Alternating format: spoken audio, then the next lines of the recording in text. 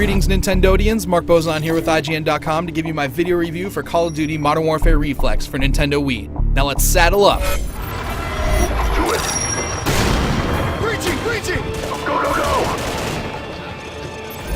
Call of Duty Modern Warfare Reflex is a full-on port of the original COD4 that released 2 years ago. The first thing that you'll notice is that from a content standpoint, Reflex is spot on with what was offered in the original Modern Warfare release. You'll get the same load screen story sequences, the same attention to immersion and over-the-top action scenes, plenty of voiceover, and more multiplayer than last year's World at War offering had on Wii. There's some obvious downscaling to the visuals, and the between-level movies could have been higher in quality, but for the most part you've got the COD4 experience on Wii, something that most players didn't believe possible.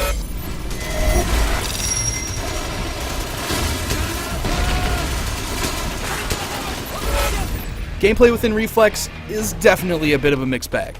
Treyarch listened to fan input from the previous Wii efforts and added a laundry list of customization and options for hardcore FPS fans. When it comes to sheer number of control options, Reflex is second only to the Conduit on Wii. Unfortunately, all the customization in the world won't help a jerky frame rate and somewhat inaccurate pointer technology.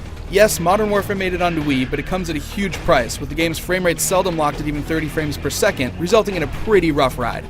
In fact, as you can see here, getting Modern Warfare on Wii was no easy task. Outside of frame skips and occasional slowdown, I actually had the game crash on me during play, which is disappointing. More importantly though is the aiming issue, which comes with the slower frame rate. With less frames to check the pointer, there's less accuracy in aiming, and more subtle actions, I'm talking the pixel by pixel movement, is completely ignored, making aiming a chore. If you worked your way through World at War's issues last year, then you'll probably be able to still enjoy Reflex overall. For those expecting a smooth experience that showcases why Wii's pointer is superior to dual analog control though, you're not really going to find it here. On the multiplayer front, Reflex is a pretty robust and impressive offering all around. You won't get voice chat, but you will get the top modes from the original COD4, and as someone that played the first Modern Warfare Online right up until Modern Warfare 2's release, I had some serious nostalgia going through the levels. Once again though, it all comes down to control, and it just doesn't perform in my opinion. Hit detection isn't always there even when the frame rate is, and you combine that with the aiming issues, and it's going to be a pretty frustrating experience for some players. Go for it!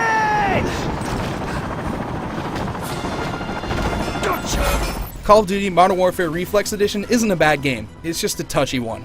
Treyarch went to great lengths to bring what everyone loved from the original COD4 and cram it all into the Wii version. It's obviously no easy task though, and there were some obvious sacrifices to be made.